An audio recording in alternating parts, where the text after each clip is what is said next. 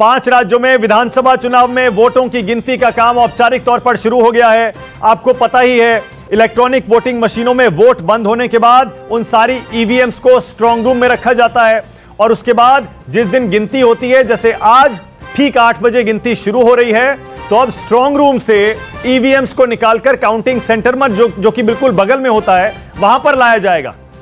अब जैसे ही 8 बज गए हैं, स्ट्रांग रूम से ईवीएम्स को निकालकर और काउंटिंग सेंटर में लाने का काम शुरू होगा और उसके साथ ही बैलेट पेपर गिने जाएंगे।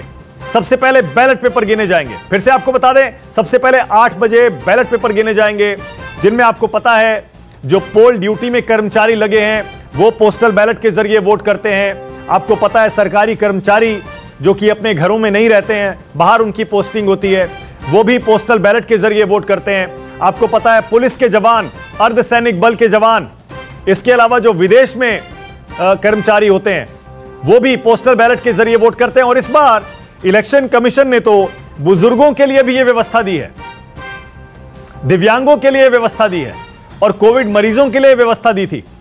इस बार पोस्टल बैलेट के जरिए भी लाखों वोट पड़े हैं, इसीलिए हर सीट पर पोस्टल बैलेट निर्णायक हो सकते हैं। क्योंकि याद करिए, पिछली बार के चुनाव में भी बहुत सारी सीटों पर बहुत मामूली अंतर से हार जीत का फैसला हुआ था और इस बार भी कई जगह कांटे की टक्कर बताई जा रही है। इसीलिए ये जो पोस्टल बैलेट की गिनती है, ये भी बहुत अहम है।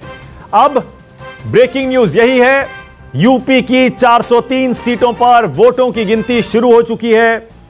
पंजाब की 117 सीटों पर वोटों की गिनती शुरू हो चुकी है। उत्तराखंड की 70 सीटों पर वोटों की गिनती शुरू हो चुकी है। गोवा में भी 40 सीटों पर वोटों की गिनती शुरू हो चुकी है और इसके अलावा मणिपुर में भी वोटों की गिनती शुरू हो चुकी है, क्योंकि 8 बज चुके हैं। अब वोटों की गिनती शुरू होने के साथ ही सबको इंतजार है पहले रुझान का, जो कि कुछ ही पलों में आपकी टीवी स्क्रीन पर आ जाएगा।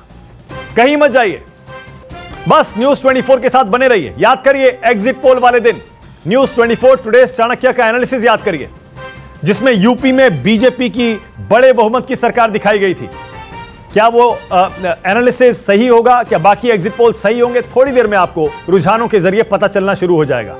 पंजाब में आम आदमी पार्टी की लैंडस्लाइड दिखाई गई है। आपकी टीवी स्क्रीन पर दाईं तरफ पंजाब के आंकड़े हैं।